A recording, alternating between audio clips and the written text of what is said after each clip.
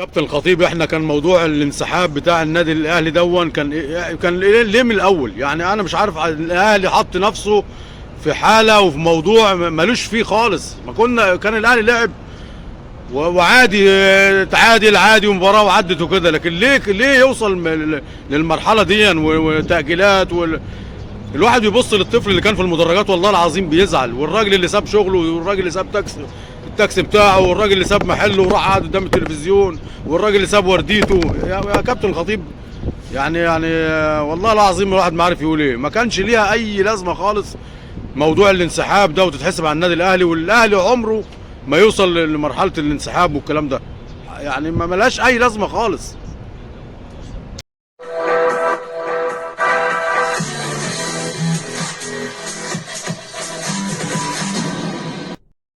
ورحمة الله وبركاته. أحبائنا الكرام، أسعد الله أوقاتكم أينما كنتم، وتجدد اللقاء والموعد مع حضراتكم ومحتوى جديد. وخلينا نتكلم على كابتن حسام حسن. كنت من شد المقاتلين على كابتن حسام حسن إنه يمسك منتخب مصر، وما زلت بدعم كابتن حسام حسن. ويعني ما كنتش أتوقع إن كان يجي اليوم إن أنا مثلا أنتقد كابتن حسام حسن أو أقول له ليه كده يا كابتن حسام. كنت مع كابتن حسام حسن في كل قراراته وعلى طول محتوايا. حتى كنت بقول للناس يعني هتدخل عليا تعرف ان انا بتكلم على كابتن حسام، بدعمه يعني، وراجل بحبه في الله. حد راجل، حد جدع، حد يعني بيحب اسم مصر، بيخاف على تيشيرت منتخب مصر وكده هون يعني. بس اللي انا شفته من اللي هو بيتجاهل امام عاشور مره واتنين، يعني بصراحه انا شايف كابتن حسام والله لو اعرف اجي لك البيت حتى اجي لك، لو اعرف اجي لك التمرين اجي لك. لكن انا يعني انا اعتبر انا مش في مصر قاعد يعني. فليه مثلا ولد زي كده مثلا نحبطه؟ او الراجل اعتذر كذا مره، وسمعنا ان الشناوي يا كابتن حسام كلمك وانت رفض تام.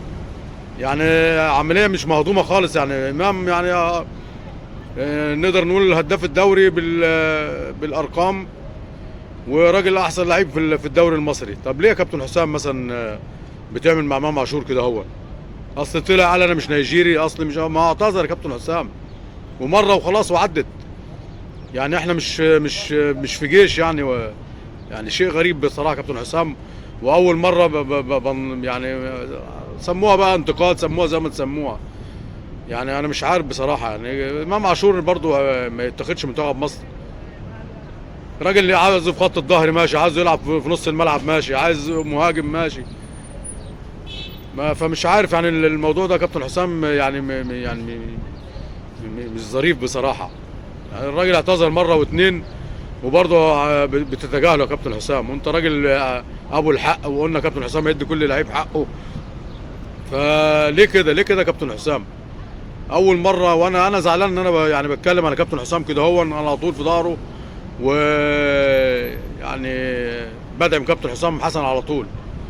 فانا مش عارف بصراحه. شيء غريب بصراحه. امام عاشور يعني مثلا ده شاب يعني يا كابتن حسام، ليه ما نحطم الولد مثلا؟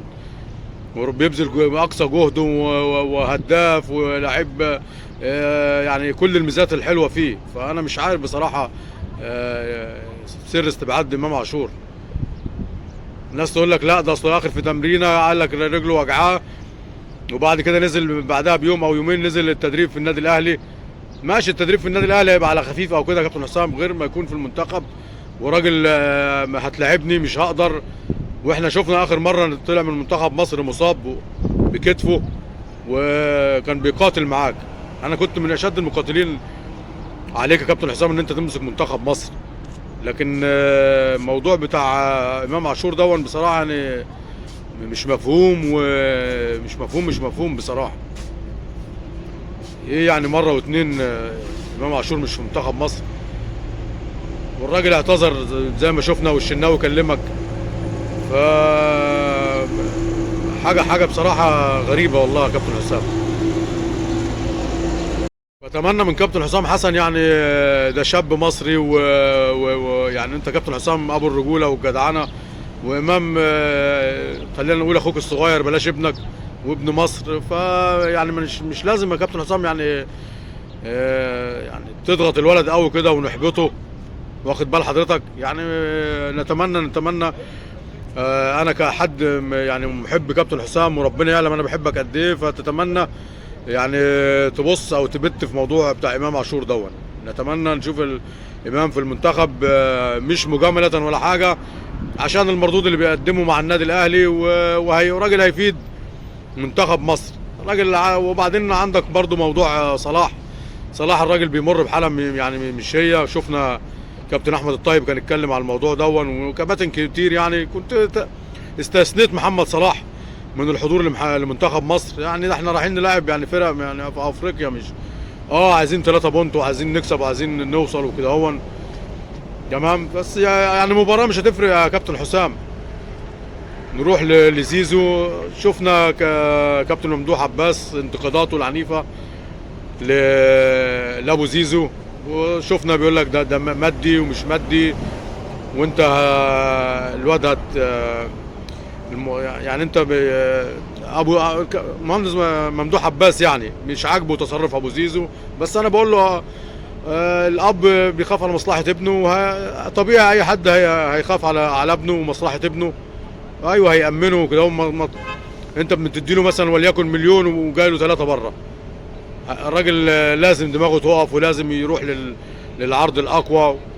فانا شايف يا جماعه ان المفاوضات مع زيزو رايحه على طريق مسدود. يعني مره واثنين وثلاثه احمد حسام وحازم وممدوح عباس تفاوض مع ابو زيزو وما فيش برضه يعني تمام.